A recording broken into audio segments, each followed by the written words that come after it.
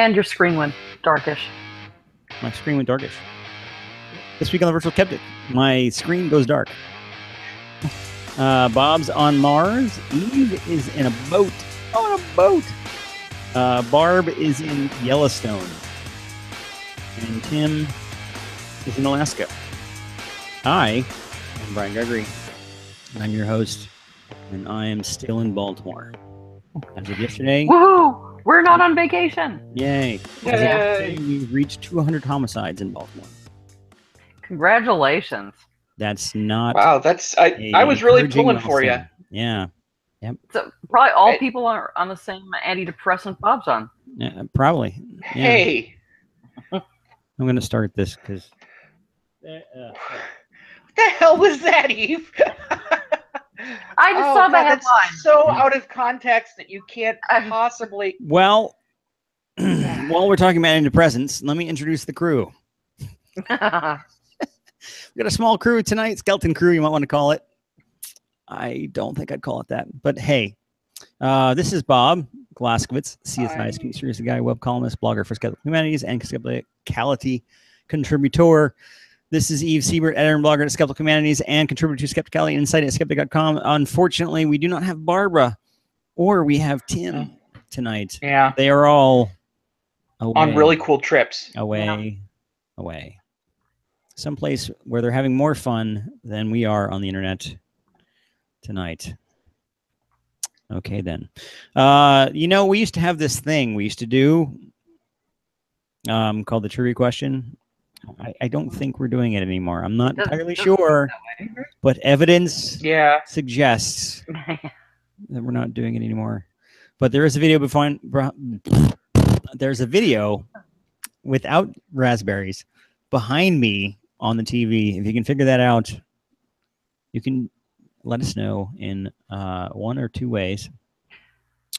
One or three ways. One or two ways. You can either tweet with hashtag Virtual Skeptics, and you can actually do anything with hashtag Virtual Skeptics, and we will probably notice. Or if you're on the YouTubes, there's this little chat thing. You can let me know on the chat, and I will pay attention to every little detail that you throw at me and try to throw it on the show or something.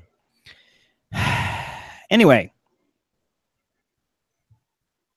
Is that all the intro stuff? Because I feel like we've undone the intro stuff. Yeah. It's true. Hell of a cast in your movie, though. It was. It was a nice cast. If you can figure out what that cast is doing, let me know. Yeah. Yep. Up first this week, Eve is going to talk about her boat. Yes. Well, a boat. So... I hope it's a cool boat. God, this is... Well, it's no. Coolish. No. What's new in creationism beside the Earth? Y'all remember... What? Yeah, Bob got it. Y'all remember Ark Encounter? If you can bring up the first slide. Vaguely. Here's the boat. The boat.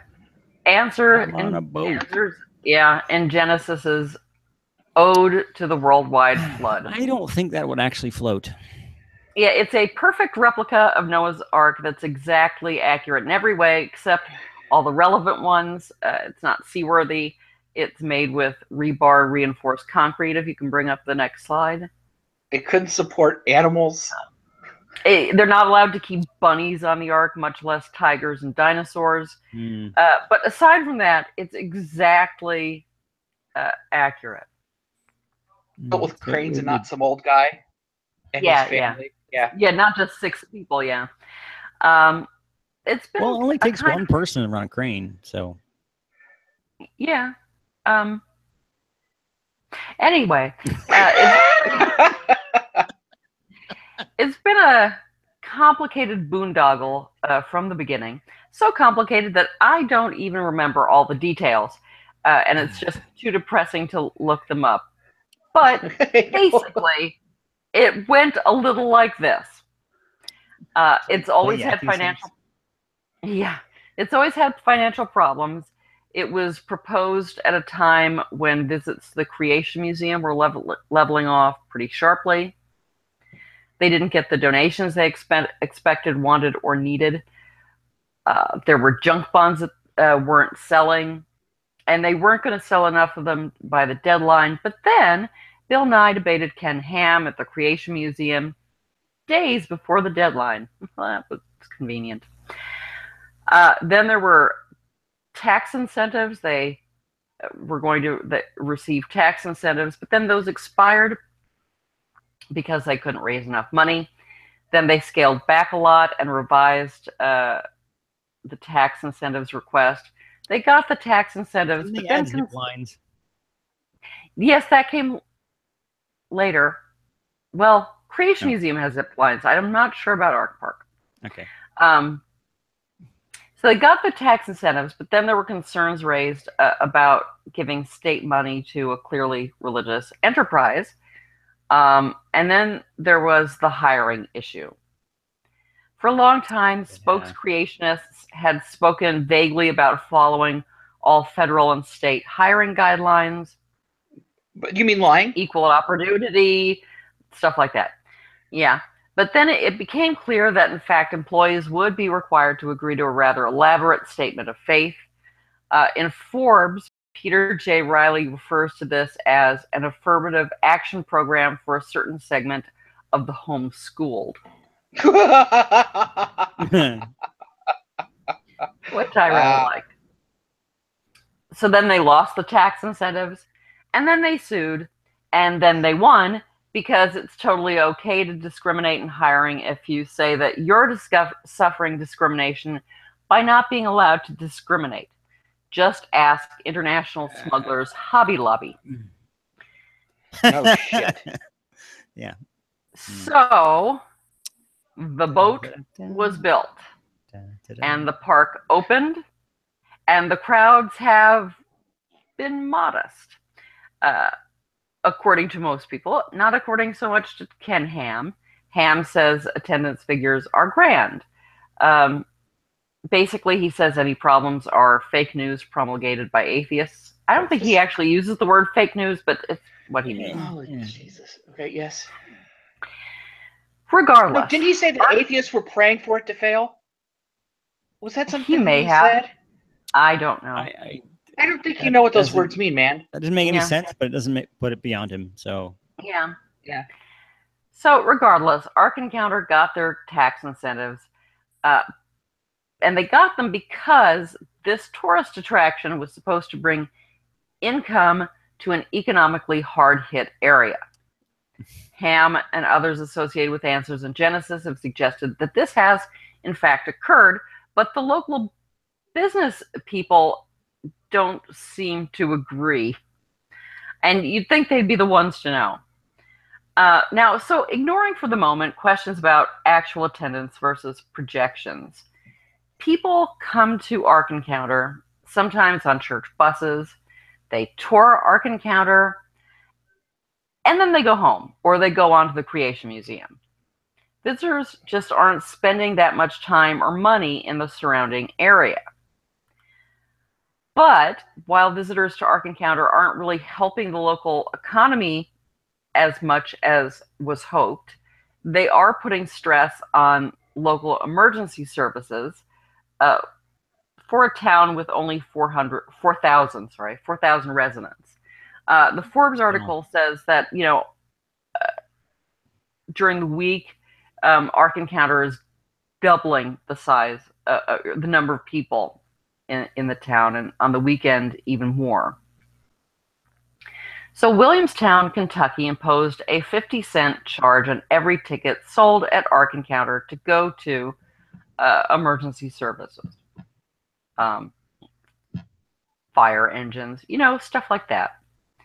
Ark Encounter wasn't happy.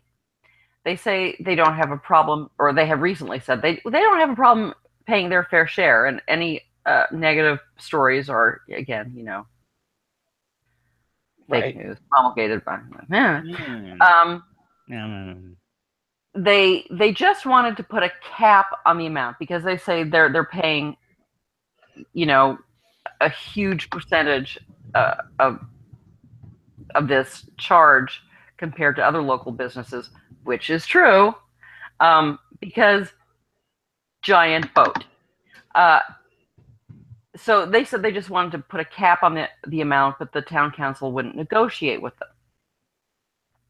Ark Encounter's safety fee was expected to raise $700,000 a year. Answers in Genesis wanted a cap of $350,000. Council said no. Answers in Genesis then suggested $500,000. Council said no. However, at some point, Ark Encounter seems to have requested an exemption because they're a religious organization. Jesus Christ. These, I really have doubts about their accounting. Come down. It gets worse. Oh, my God. The council rejected that request, saying Ark Encounter was a for-profit entity and had been listed thus with the Secretary of State's office since 2011. Then, at the end of June, Ark Encounter LLC sold its main parcel of land, the one the Ark's on, to its parent company, Crosswater Canyon Incorporated, for $10. Crosswater Canyon is nonprofit, where Ark Encounter is for profit. Crosswater Canyon actually owns Ark Encounter LLC anyway, and Answers in Genesis. So that makes Ark Encounter LLC a disregarded entity, according to Riley. He says transactions between the owner of a disregarded entity and the disregarded entity are, for federal tax purposes, disregarded.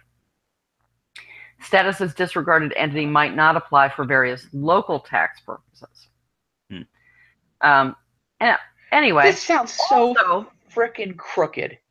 It gets better. I'm going to disregard your entity, yeah, Bob.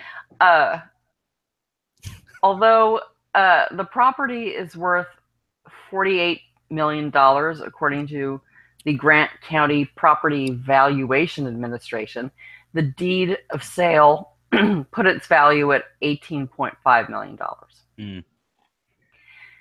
Kentucky officials became concerned that this sale might be a precursor to Ark Encounter declaring itself exempt from all taxes, including property taxes that support the local school district. Williamston City Council member Kim Crupper said, "I believe this is the first step. The impact would be far larger than just Williamstown or Williamston. I'm not really sure." Meanwhile, the Kentucky Arts and Heritage Cabinet pointed out that the incentive agreement, which refunds a portion of the sales tax collected back to the park and which is worth up to $18 million over 10 years, that agreement was with Ark Encounter LLC, not Crosswater Canyon. The sale, they said, breached the agreement, so they suspended it. As they Answers in Genesis said a Totes big poopy in their diaper. They said it Totes hadn't breached the agreement. And then there was the whole thing about, they didn't, they always planned to pay their fair share. They just wanted to cap. They wouldn't negotiate with them. People are being mean. Atheists praying against them. Yeah. Cats and dogs. Mass hysteria. Exactly. And then Crosswater Canyon sold the land back to Ark Encounter LLC for $10. And they are charging 50 cents more per ticket to go to the fee. Which, as far as I can tell, doesn't that mean they're not actually out any money whatsoever? That it's coming from the people who are spending 50 cents more per ticket? Right. Yeah. So, shut up, Ark Encounter. And anyway, that seems to be where matters stand at the moment. and in their statement, they pretty much, even though they're trying to say we didn't do anything bad, they kind of said that they made the sale to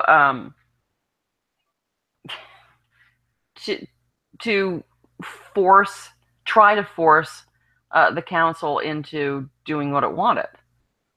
Really, yeah. And it backfired, and so they had to sell the thing back. And it's all kind of ridiculous because it's all the same entity anyway. Yeah, but, kind of. But corporations are citizens, so. Well, there is that. And I don't know if they've gotten their tax incentives back, at least last I heard. I don't know if the cabinet had responded. However, there is one more bit of news, a more colorful bit of news about Ark Encounter. Ken Ham has introduced what I'm going to call Ark After Dark, an attempt to make the Ark the Ark Night Flight. Yeah, to make the Ark extra fabulous. If you can bring up the next slide. Whee! Yeah. Now, yeah, earlier attempts, and this is permanent. It's pretty. They say that they're going to do it every night. It is. Earlier attempts, because they started it at Christmas. Earlier attempts at rainbowing the Ark, if you can bring up the next slide, proved that rainbows and the there you go. Rainbows and the color spectrum can be added to the fairly substantial list of things Ken Ham doesn't understand. Jeez, that's so bad. That's so dumb looking. Yeah, so they at least they fixed it, so that's nice, and it does definitely look prettier now. Now he rainbowed up the Ark. They did to optics what they did to geology. Jesus. Yeah. They rainbowed up the Ark to take back the rainbow for God. Apparently, God owns the copyright on the rainbow, and he's a bit pissed because it turns out other people are using it too. Yeah, the gays. Yeah. Now, you might be surprised to learn that Ham has said some pretty offensive things about LGBT people, God, rainbows, marriage, all that crap. Yep. I'm not going to go into all those things because you can find it if you want to. It's pretty obnoxious. But Adam in the Creation Museum is modeled on a gay porn star. It's true. So, not making that up. Yep. They didn't check. Yeah. Because it's a high-quality joint. Yeah. But I decided instead to focus on some of the fab responses to his Ark tweets. Yay. These indicate that, like their sale of the land, that the light show may have backfired just a teeny tiny bit. John Gidding, who's host of HGTV's Curb Appeal, unleashed a torrent of supportive tweets. In one, if you can bring up the next slide. Oh my God. He pointed out the obvious, which is that this is the absolute gayest boat ever. He also noted in the next slide that Ark Encounter. Oh, that's wonderful. That's just wonderful. Does this mean you finally got your liquor license? Because we get thirsty when we revitalize. Yeah, so Ark Encounter hasn't been the greatest tourist boon to the town, but he suggested that gays can help, especially if Ark Encounter gets a liquor license. And he used a lot of rainbow emojis. Yes. And then I think my favorite slide is the next one, which says, if you like fuzzies in pairs, look no further. Kentucky's hottest new club is Ark Encounters. Yeah,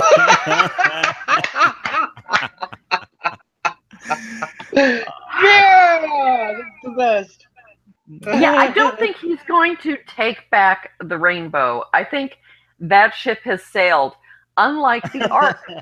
Yes. That ship has Oh, sailed. that's hilarious. Oh God. Oh, everything about their maneuvering and their manipulating. It just seems so corporate. Yeah. And it's so centralized. I don't know. I would really like to see his books, is what I'm saying. I think they would be fascinating. Not the ones he's written about dinosaurs, right? Because those are no, terrible. fuck no. Yeah. We've seen those. And of course, the one his son-in-law wrote, that was hilarious. Oh, Bodhi Hodge? Yeah. I have it. It's out there. It's like bragging about herpes. That would be great for book time, by the way. Yeah, I think I've probably done it, but it's out. I don't let it in this room. It's out on the bookshelf of lunacy. She has one. Yep. Bookshelf of lunacy. I want to see this sometime. Yeah. Well, that's it. That's it. That's good. That's wonderful finale of that story. Yeah. Gayest boat. Fabulous. Gayest boat ever. They should totally do like a rave in that thing. They should be like, isn't there like a big room they can do like a? You would think. Yeah. You know, if they ran with this whole nightclub thing, they could probably actually make ends meet. It's true. There'd be a lot going on there that would be against their, worldview. Yeah. Probably. Tough. But Jesus went to all the parties. It's true. He even made wine. Oh yeah, you don't need a liquor license. You just need to connect to county water. Yeah. Yeah. So, I just want to say hi to both Bill Hunsicker, hi, and Pierre Cloutier, who just, is awesome. Before I move on, because Bob is next. Is it me? Something for real and for true? Yes, something to do with Mars. Can you open something your window? to do with Mars? Yeah. So, I wasn't exactly sure what. Of all the things you were ranting about this week, this is not. I had a bad week. I had a bad week. Yes. We had a bad week. Yes. The world had a bad week. Well, our country in particular. The American world. What is there some difference? So you're part of the problem, Bob. So yeah, so it was not a great week. So, but I wasn't exactly sure what I was going to do. It was a toss-up, so I decided I'd do just 2 short little segment things. I didn't want to do another quiz because I've done one this month already. So this first story comes from a congressperson out of California's 48th district, Dana Rohrabacher. Rohrabacher is on the Dana, only Zool. I respect that joke and resent you for interrupting. Sorry. Go ahead. Okay. Carry on. So Dana Rohrabacher, if you've heard of Dana Rohrabacher, it's probably it's probably with respect to his connections to Russia. He has done things like say he'd be okay to let Alaska go back to Russia. He supports Russia and all its awful things. And Paul Ryan or was it McCabe who said that he was sure that two people were being paid by Putin, Rohrabacher and Trump. And then Ryan said, "Oh, we don't talk about this. This stays within the family. This is how we show we're family. We don't talk about this." And then that audio leaked. That was about 2 months ago, maybe. Yeah. So that's where I think I heard about him first. but he turns out he's on the House Committee on Space, Science, Space, and Technology, Yeah. and he's on two subcommittees. One is the subcommittee on space and aeronautics, and the other is a subcommittee on energy and environment. While he's on the energy environment subcommittee, Rohrbacher, an avid climate change denier, publicly mused about whether past bouts of global warming might have been caused by, quote, dinosaur flatulence. No, but whatever. I don't know. Have you tried Answers in Genesis? They could probably tell you. What was the context of the question and what? I know. Just governing science policy and funding it. That's all. So, dear Lord. So anyway, this week at another committee hearing, where the director of the Mars 2020 robotic rover mission, Dinosaur farts. Ken Farley, the subcommittee on dinosaur farts and alien civilizations, Rohrbacher asked for an extra minute to ask a question. And the exchange went like this. So this is Rohrbacher. You have indicated that Mars was totally different thousands of years ago. Is it possible there was a civilization on Mars thousands of years ago? With dinosaurs? So, farting. So the evidence that Mars was different billions of years ago, not thousands, Farley replied, and there's no evidence I'm aware of that. Would you rule that out? Because you have to be a jerk if you're on a committee. Would you rule that out, Rohrbacher pressed? I would say that is extremely unlikely. And this was very amusing to the entire internet. Yeah. And in some ways, I totally get why it's amusing. But it's actually sort of important. If he's not sure about the answer to the question, I can guarantee you that constituents of his are asking the question. If the public misunderstanding of this type of stuff is that pervasive that a congressman will ask it, maybe it's better that someone ask, and if nothing else, we may have a congressperson who no longer believes that there were aliens on Mars, so that could be considered a plus. And I wanted to know, like, how the hell did he get on this committee? And I'm not exactly sure. The committee assignment process is pretty opaque. However, researchers have looked at the letters of application that future prospective members of the committees submit to the chairs. And they justify their future participation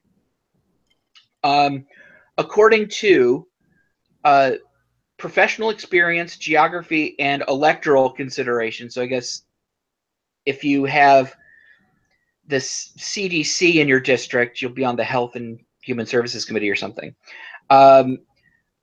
They found that 80% of requests fell into one of those three categories of justification. Yeah. The lesson here is this is something like, I think it might not be a great idea to ridicule people for asking questions, because then they'll shut up and not ask, which is what. But then again, he's a fucking congressman, and he's in charge of, coming up with NASA's budget. And can you imagine being put on the spot? Is this guy pulling my leg or not? Does my funding depend on the answer? Well, so recently, very, very recently, I know a little bit of this, and I'm not involved in any of this, but it affects my day job. Mm-hmm. So recently, there's been some restructuring within NASA as far as what programs are being funded. Is the Nazi space science being ramped up? Well, I mean, Bush W refocused NASA toward putting humans on Mars. There's a whole Moon, Mars, and Beyond program called Sounds like a it great was called store. Constellation at one point. It was this whole what eventually brought the Orion rocket, which is what they're working on right now, the heavy lift rocket that's supposed to be able to help support the space station and bring things to orbit, and recycled shuttle engines. Yeah, well, that's gone now. But the reason that the shuttle was kind of put away is that it was not very good as far as a stepping stone to go further out. But recently there have been other programs that were more Earth science focused that have been defunded within NASA, or at least put on the side burner in more focus towards support for eventually going to Mars. Now, I don't know who made this decision. It's way, way, way above my pay grade. I mean, some of this was directly handed out by Trump when he did this he reestablished the, what is it called? The space program, the board of Make the universe great again. Yeah, well, there's an advisory board of politicians that are advising NASA for human space flight. That Pence is in charge of, right? Yes, that was originally they did this back with no co-ed shuttle flights, people. No co-ed shuttle flights. Yeah, well, clearly. I wonder how he feels about women Do not in the touch space station. Anyway, so I'm just curious where these decisions came from, and I mean, I understand like Neil deGrasse Tyson is a big proponent of human space. And there are a lot of people who like to push human space because it kind of inspires us to spend on space exploration. And there are a lot of things that humans can do that robotics and stuff can't do. Absolutely. But that said, is part of this rush to get to Mars is because they're going to find something special? Yeah.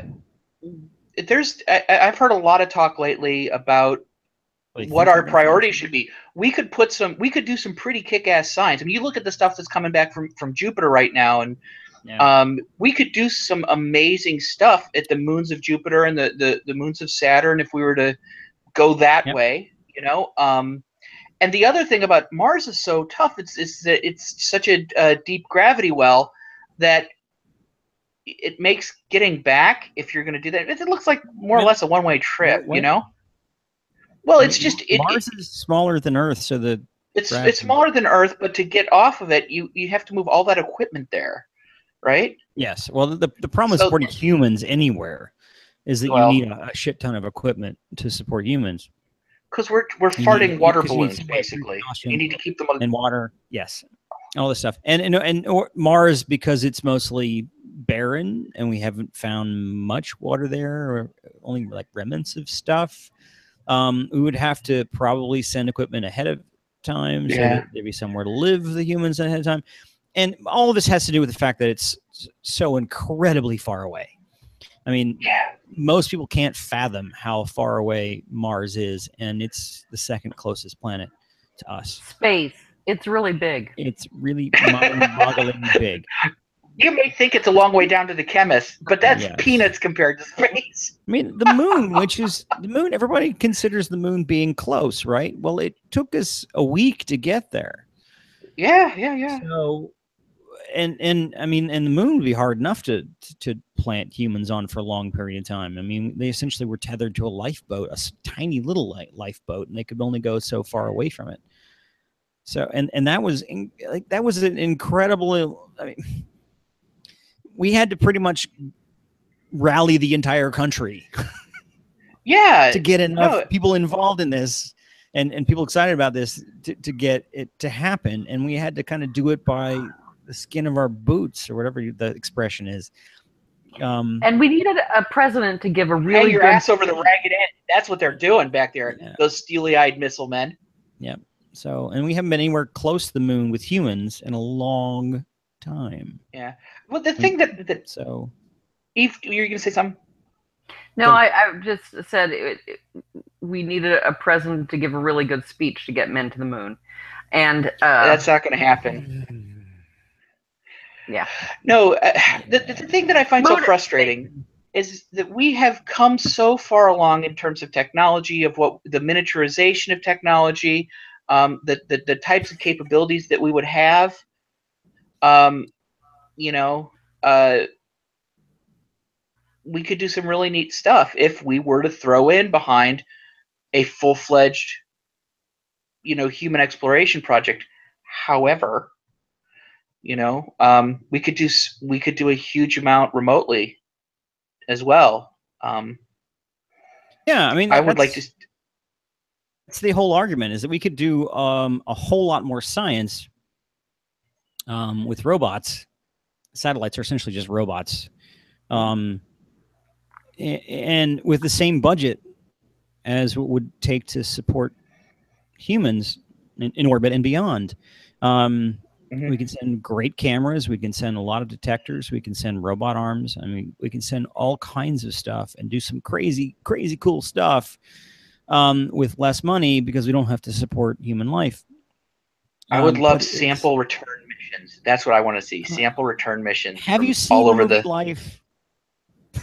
No. Oh, is bad stuff happen? Whoops. Well, first off, anyone who knows anything about space technology and or science, don't watch the movie Life. Oh. Because it'll piss you off so much. Okay.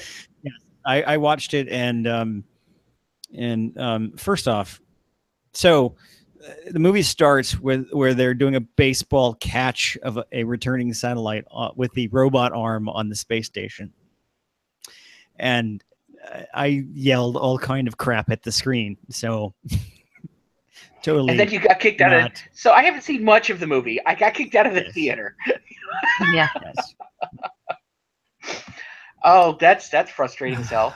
But I would love to see those. I mean, we can do, all sorts of things. Cool. Yeah, and we could do it in a way that's safe and interesting, and probably could justify it as in terms of the science that could support, or the technology that could support. I mean, that was one of the big things about the Apollo program, is it ended up fueling a whole lot of industry. Oh yeah, because of the technology they invented, which it hasn't been that way in a long time. It's been here and there are stuff that we end up like our program is, the sole purpose is us to invent things that we can give to industry. I mean, there's a lot of NASA that does that. So yeah, and that heavy lifting is traditionally the government's role in exploration programs. They do the first big leaps, and then commercial interests take over. And the space race was a massive success. I mean, everything about it was positive, except for that whole nuclear war thing. It was a great achievement, and seemed to have unity of purpose behind it. But I don't think we have that right now.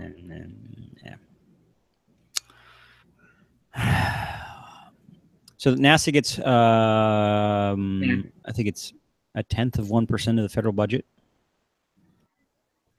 Mm-hmm. Yeah. And right now, it's 2 cents. Yeah, and I think that it always gets trotted out as one of those things that we couldn't cut. But yeah, thankfully that with Trump's huge rocket envy, downsizing government agenda, he managed to not take my job away. Anyway, maybe NASA should start a Kickstarter. Yeah. In fact, they have. Actually, it wasn't NASA. There is a Kickstarter to restore mission control. Yeah. In Houston. Not the same thing. Not exactly the same thing, but. Well, I mean, it's been, and the thing is that's all I've been there. It's been mostly restored. It just needs more, but yeah. I think that's awesome. That is very cool. If you haven't been to Johnston Space Center, go do the tour, pay for it. It's awesome. It's worth it. Anyway. And the other news story, which wasn't going to take long, Yeah. is that the UK is banning homeopathy from the NHS. I saw So that. they're not going to spend any money on it anymore, which is good. It's really like £200,000. That's all it would. They're going to save, but they said they just can't justify it because it's at best a placebo. They don't say what it is at worst. No, they do. There were Yeah. statements that can be dangerous, I think. Okay. Were you guys talking about this last time? Or something related to it? Because there is Gregor Mendel on Twitter. Hello, Gregor Mendel. Gregor Mendel. He tweeted at you and Virtual Skeptics. Yeah. The Goop tweet about, in most countries outside the U.S., homeopathics are the first line of defense against ailments. Our lovely friends at Goop. Yeah. Yes, I see the face palm. Mhm. Anyway. Yeah. Oh, stick that in your hoo-ha, Gwyneth. Yeah, well, we did some Goop related stuff. Oh, yeah, that's right. We did do some of that recently. Yes. Oh my God. Have you seen them going after Jen Gunter? Dr. Jen Gunter? I think she wrote a response to Goop, kind of taking her to task for being so overconfident, and then the title of their piece is "When They Go Low, We Go High," and then they just smear her. And she's like, "Oh, you want me to bring my A game?" And she just levels them. It was a thing of beauty. It was beautiful. They're horrible. Truly horrible. Yeah, it is truly horrible. So you guys ready? What do you got for us? Oh, yeah. I got a few things. Let me do that. It's really quiet. Can you hear that? Yeah, that sounds good. The sound of the quietly approaching death machines. So I got 3 stories this week. First off, do you know what a Roomba is? I mean, this is a Roomba. I think most people should have known what a Roomba is. Roomba is these little round robots. They've been around for a while. They've been updated various ways. There's like a Scuba now, which does does wet floors. It's like mops or something. But this is an autonomous vacuum cleaner. So you set it up in your room. It has like a charging station that it can find itself. And in certain times you schedule it, it'll go around and vacuum your whole room. And it's smart enough to kind of map the room out. And here's a neat. You have a Roomba? Yeah, no, ours is not a Roomba. It's iRobot. Yeah, it's one of the other. No, okay. It's a knockoff. Yeah. So here's an example of what it looks like when it maps out a room, and this is somebody's messy apartment. I found the internet, and they did like a visualization of some of the data that the robot collects when it does its little roots going back and forth and bumping against the walls and stuff like that. I think it's this neat little map. Apparently in the newer models, and they've been doing this for a few years now, they talk to the network and collect this information to help improve the performance of the robot. So they phone home and they send performance data back to the home website. Well, apparently there's a reason why they've been collecting this information besides the fact that they are trying to improve your vacuuming of your house. Roomba, the company, has announced that they are going to start selling this information. They've been collecting the maps of various people's houses, and they're going to be selling it. Now, it's not like burglars. Well, it's not like I, as a person, can say, okay, can you sell me the Roomba information for 123 North End Street in Baltimore? No, it's not like that. It's like for large companies that are looking for information to help improve their own services, they could buy the collection. And it's going to be something that's usually out of the price range of the average person. So this would be like to Amazon or Google or somebody who this data could be used in interesting and ways. oh my God, you take the Alexa data and you cross-reference it with this. That's one of the examples that they had put in the Jesus. article on this is on Gizmodo, is that you could like I have a Amazon Echo behind me, and if it had access to Roomba data for this room, it could possibly improve its listening capabilities based on the acoustics of the room. As an example. I mean, I don't think that's very likely because it does a pretty damn good job anyway. But more likely is that it could measure my room and realize that I don't really have a lot of furniture and start targeting furniture ads to me. Or it could, I mean, there's all kinds of things that it could glean from my lifestyle based on the layout of the floors in my house. And it could start doing targeted marketing, which is one of the things that a lot of this data is being used for nowadays. But who knows what this is going to be? Eventually, there's going to be these huge databases that are going to be collected about us all the time from every gadget, everywhere, and people are going to figure out and be able to. I mean, mostly it's going to be used for target marketing because that's where the money is. But still, it's a little bit criminal prosecutions. Yeah, it's still a and little thought bit crimes. So this also falls in. So it's recently hackable. Recently there was some legislation change, some stuff being done related to our online data, and the fact that like ISPs can start selling this stuff. And search terms, yeah, sites visited, that sort of shit. So if we don't work now to start reeling in this stuff, there's going to be huge databases on each of us that can be used for all kinds of reasons, and if the law is not clear on that stuff, yeah, everyone knows that that's going to be kind of sucky for people and privacy, and especially if you have done anything wrong, but or if you, well, I mean, the concern is not necessarily if you're trying to hide something. It's more of a having any privacy ever issue. Why do you need to hide something? And it ties into some things that have happened recently. Like I have some friends that were just to let you know how important privacy is. I have some friends that were protesting in DC the day of the inauguration. They were in a large group of people that most of them were peaceful protesters. There were a couple of individuals that broke the law. They smashed some windows. The entire group of them were arrested and charged with felony charge. Rioting. Yes, rioting. Yes. And they believe that their lawyers believe this is hearsay because I don't talk to lawyers. I didn't talk to them. This is all gleaned from articles on this subject.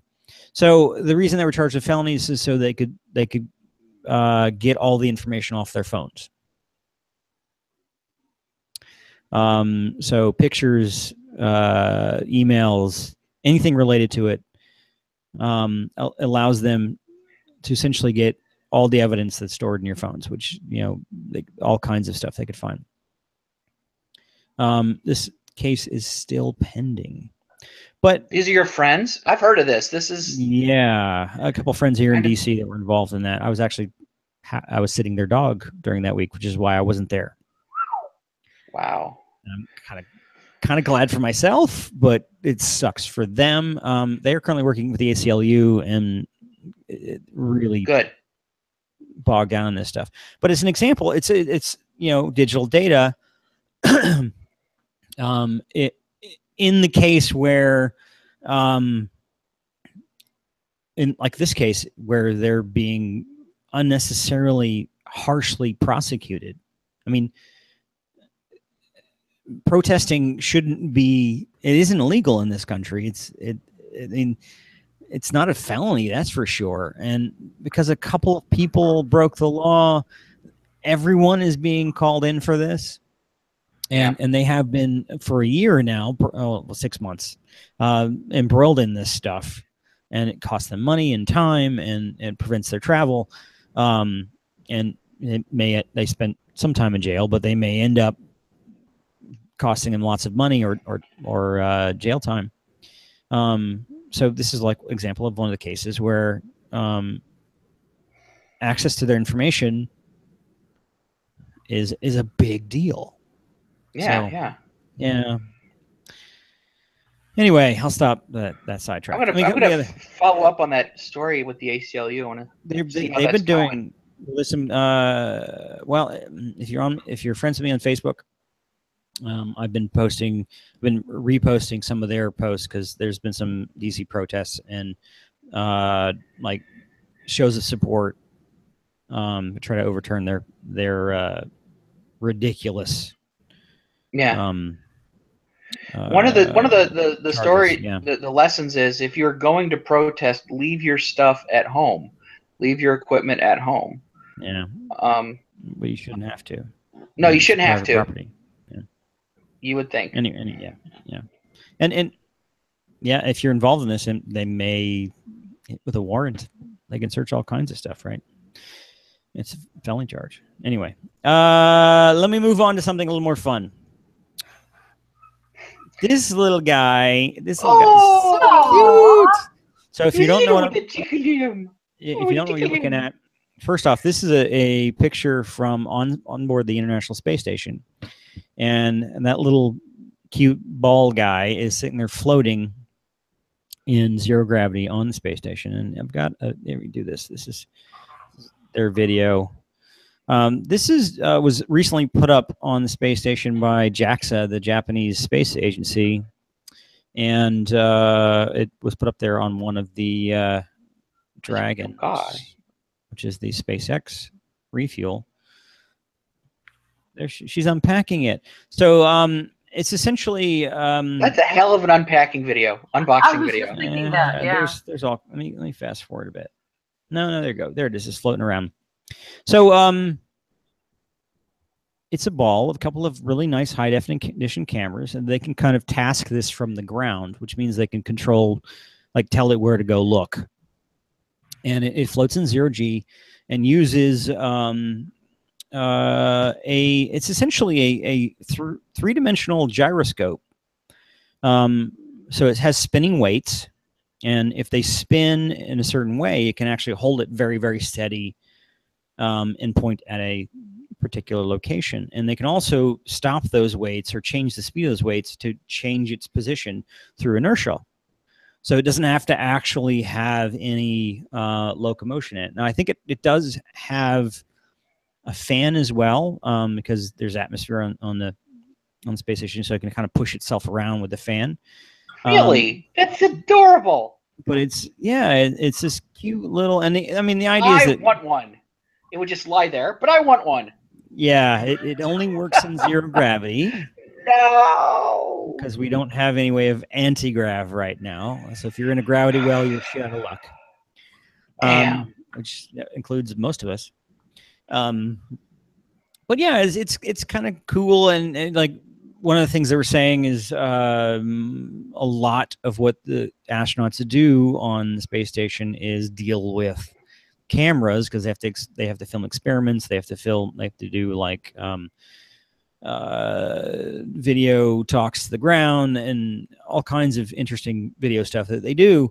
And it'd be nice to have some way of just having this thing that monitoring them constantly, no matter what they're doing. Well, that happens. Never mind. That happens anyway. That's true. That's true. This is part of the job. All right, fine. Everywhere, but that's part of the side effects of living in a multi-billion-dollar piece of equipment. Anyway, I thought it was really cool, and Bob sent me that, and actually one of the NASA folks that I work for sent it out as well, thinking it was kind of a cool addition to the space station. And then finally we have this guy. Now, most of you have probably heard about this so Oh, far. Yeah. Now, I originally talked about this robot back in December of 2014. It's a Microsoft product that was Oh my designed God. to do autonomous woman? monitoring of what? What? The woman on the phone, she was at Sandy Hook. Never mind. What? Oh, too soon. Bob. Oh my God! No. False flag! False Crisis flag! actor. False False flag! flag. actor. Crisis actor. Anyway, she pushed it in there. No, so Oh my gosh, what is she hiding? this is an off-the-shelf monitoring droid. It's supposed to just kind of Roomba-ish. It's supposed to just run around a parking garage or a lot and take photos and pictures and remote access, just as a security thing. So it's a little more sophisticated than just surveillance cameras. So it can actually look for strange things and get good video of it. Anyway, earlier this year in April, I talked about one that was out on the West Coast, and I couldn't actually track down where this was. I think it was I'm thinking Southern California, but it was assaulted by a drunk guy for some reason. It's not a lot of details in these articles. I remember that. Anyway, Yeah. So when this came out, and a friend of mine posted this and directed me to this, that one in DC committed suicide, which it's probably just too dumb. I don't know why they had to program it to feel, pain and guilt. I thought that was cruel. Yes. My thought was that, well, it must be just, it's the mental trauma of being assaulted earlier in the year. Brain the size of a planet. Never mind. The Roomba broke up with him. Is that what it was? Oh, Yeah. yes. That's bad. I'm sorry, your room just does not map well for me. Well, the Roomba was tired of always having to do the cleaning at home. The Roomba wanted to get a job. It's a mess. Yes. Outside of the house, yeah. Yeah. Anyway. So there you go. That's it. That's it for this week. That's the and I think that in this past, actually it's been a couple weeks because that one was a couple weeks ago, but it seems to me that some concerns with the robot technology, for the most part, we're winning this couple of weeks, even though we are continuing to populate space with more robots than us. But there you go. Anyway. Any comments from the crowd? I don't see. I got a drone. Oh yeah, tell me about your drone because I saw you posting about this. I got a little drone. It's cute. Let me go get it for you. Oh my God, we're gonna have to sit here and wait for him to go get his. Yeah, drone. you are. It's right here. Anyway, it's not far. Waiting for the drone. It's not flying. I'm actually cool. That's my hand. Yes, holding it up. Green screen. But it is a little chaser drone. Is what it's called. Chaser. I don't know who makes it. You can look that up yourself. Yep. But it's got a little camera, and I just wanted to see if I could fly. It turns out, though, that I am the open space that I first played with it at was my campus. And actually, the first thing that happened was a group of girls walked by. They go, "Oh my gosh, that's so cool!" So I'm like, "Drones are the new puppies." First time anyone's ever said that about him. Yes. Yeah. So, but then, yeah, I think so. And don't have to feed them. But then it turns out that I'm within 5 miles of an 5 miles of an airport at campus. Yeah. An alleged airport. So, yeah. And when I went out to fly it, I saw. I'm not joking. Air Force One, one of the planes, doing touch and go maneuvers at that, flying over campus. It was a hell of a thing to see. It's iconic. It was impressive. Eve doesn't believe me, but but that's exactly what it was. Does it have a laser? Can you shoot a laser? No, this doesn't have a laser. Oh. No. But it's too small to have to register. It's too small to have to register because it's under half a pound. Yeah. But yeah, it's fun. I saw some of the pictures you posted. Yeah. It was, I mean, it's not bad. Yeah, I mean, and there were other people who are more serious about this, who like buy a $600, $4,000, whatever, I have with one on a the list. With Of course, I would probably camera just buy it that's and hack it, and then probably destroy it because I hacked it. yeah. But So I this have the was last fun. robot If I I bought. had this as a kid, I would have little GI Joe guys hanging off the bottom all the time. Bob, if you had it as a kid, it would be up the tree in your parents' neighborhood with your nephews. Yeah. Well, there was that issue, and we didn't have to bring that up. So bring up my antidepressants and my past trauma that makes me depressed. Thank you so much. It was a past trauma that your nephew got. And I didn't. Yes, I'm very sad about this. So you I put it up a send tree. yours up a tree. You very nearly did. Yeah, I did. Yeah, but it's fun. Yeah, there's a park near here, and there's there are some drone flyers that go out there. And other, seems like it's a common place for RC folks. So, which is, I saw a guy who had a really nice. Are like inside the city, but we're not close to an airport. So there's a guy who had a really nice elaborate rig, and he was flying his right on the beach. I imagine you could get some pretty cool photo or some cool footage from that. But I don't have a real reason to do it other than play with it. You know what I mean? Yeah. So, but it's cool. The technology is getting cheap enough that someone who can just get something to play around with and not spend a ton of money. When I was in Florida, last time I was in Florida, I met a guy who he had a really nice drone with a gimbaled like high def camera on it. It was not a GoPro. It was something else, something a little bit more professional. And he was taking photos of a house for a real estate listing. And apparently that's like his day job. He uses his drone to take high def photos around and above real estate listings. And that's a thing now. I thought that was interesting. Super cool. I was like, that would be a cool side job if I could, and then I could, write off all the expenses of buying a drone. But I haven't done that yet. Anyway. Yeah.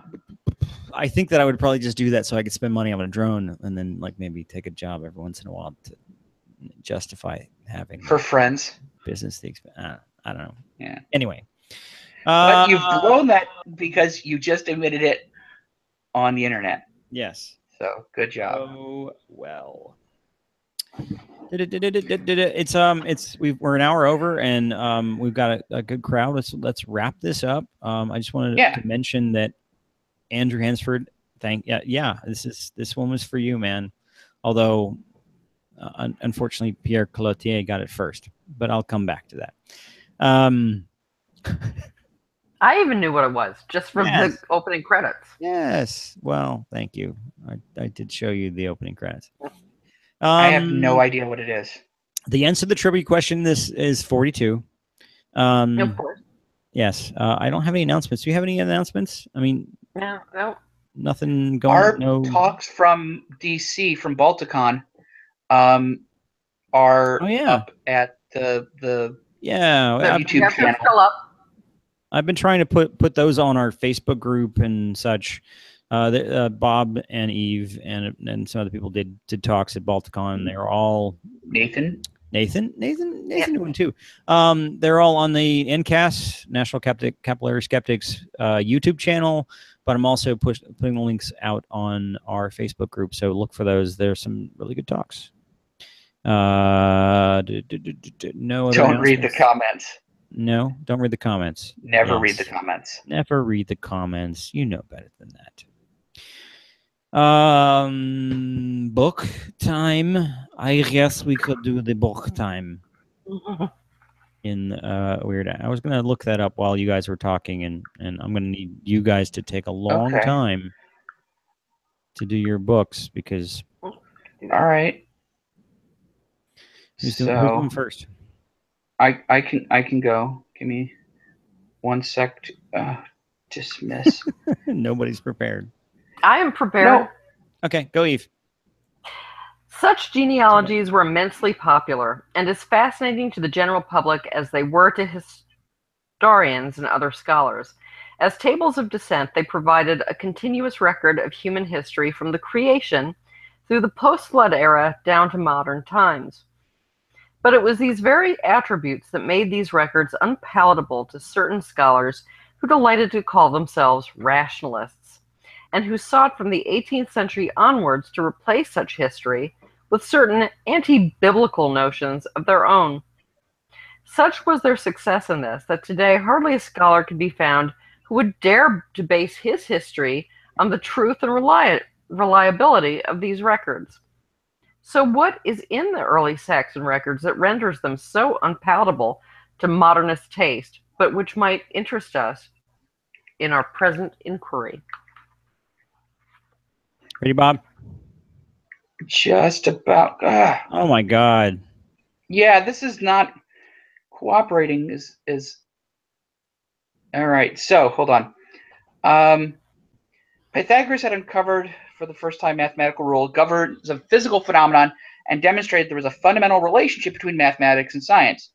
Ever since this discovery, scientists have searched for mathematical rules that appear to govern every single physical process and have found that numbers crop up in all manner of natural phenomena. For example, one particular number appears to guide the lengths of meandering rivers. Professor Hans Henrik Stulglum, an earth scientist at Cambridge University, has calculated the ratio between the actual length of rivers from source to mouth and their direct length as the crow flies. Although the ratio varies from river to river, the average value is slightly greater than 3. That is to say, the actual length is roughly 3 times greater the direct distance. In fact, the ratio is approximately 3.14, which is close to the value of pi, the ratio between the circumference of a circle and its diameter. And the explanation that they give is something that Einstein was one of the first ones that, like, just to go on. That blew my mind, that's what that ratio is. And they talk about how the water at the outside of a bend flows faster, and there's a whole elaborate reasoning for why pi is that ratio. I thought that was just amazing. Huh. So fluid dynamics. Somehow it was so cool. I think wow. That was the neatest thing I've learned this week. That's groovy. That is definitely groovy. I strongly suspect the things people believe in are usually just what they instinctively feel is right. The excuses, the justifications, the things you're supposed to argue about come later. They're the least important part of belief. That's why you can destroy them, win an argument, prove the other person wrong, and still they believe what they did in the first place. What was your book, Eve? It was After the Flood. Oh my God. The early post-flood history of Europe traced back to Noah by Bill Cooper, who has, wait for it, a bachelor's degree. Sweet. Yeah, it's terrible. What about you, Bob? My book is Simon Singh's Fermat's Enigma, the epic quest to solve the world's greatest mathematical problem, which you can see right there. It's got a better cover than that. It should. It deserves a better cover. Really cool nerdy stuff. So I like. Yeah, this is what the cover looks like. I haven't read that one, but that is some cool stuff. I'm thoroughly enjoying it. It's very accessible. Awesome. Mine is a book called Use of Weapons by Ian M. Banks. It's one of the Culture series, if you know that series of books. And I've read 2 books in the series already, and it got me kind of hooked, so I use this one as well.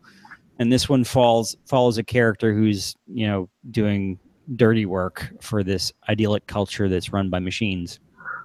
And he does a lot of commentary on war and on society and on people and why they fight wars and why they start conflicts. And it's some great quotes in this book. So been enjoying it. And let's see, cover. I got a cover. I'm trying to pull the cover up. Enlarge cover. There you go. No. 1 second. I'm not taking as long as Bob did. There we go. And of course, the cover is nicely battle-like.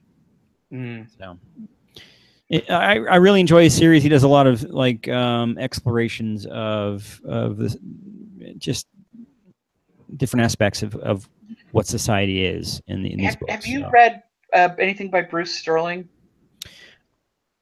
Doesn't ring a bell. No. Can you name one? The Schismatrix. No, I haven't. No. No, He I will did, put it on my list. I read one of his short stories in an anthology called Swarm, and it's a kind of a side story that I don't know if it didn't make it in the novel or what, but it was in the same universe as his, where you have these makers and shapers and makers, and the makers are humans who augment their bodies with prostheses and that sort of thing, and the shapers are the ones who are doing genetic manipulation to augment, and there's like a whole big war. What was the anthology? The anthology. This sounds very familiar to me. It was early. It was. I forget what it was. Maybe they'd won a prize or something. It was a. Yeah, I think I might have read the anthology because this sounds familiar. The other stories are really good in that the cluster around the Schismatrix. Which we're not going to tell anyone what it is because you'll find it yourself. Damn it. Yeah. But go find Swarm. The story Swarm is really good, and the other short stories were also haunting, and I like them a lot. And it sounds familiar enough that I might have read it, and there's no way I'm going to remember one short story out of it. Yeah, I've read so many anthologies, it's crazy, but I'll find it. Anyway, any massive response from the audience about stuff? No questions, nothing. I want to congratulate Pierre Cloutier because very early in the show he recognized the movie behind me, which was Clash of the Titans. If you don't, we kind of alluded to it earlier. Didn't actually name it, but I want to give him credit. And Andrew, obviously, he was thanking me for doing something that he would know, which you're welcome. I did it just for you. You, the little people. I think, yeah, no, just for Andrew. No, little people. Andrew, this is for you. Thank you for watching. There are no little people, only little web shows. Shh.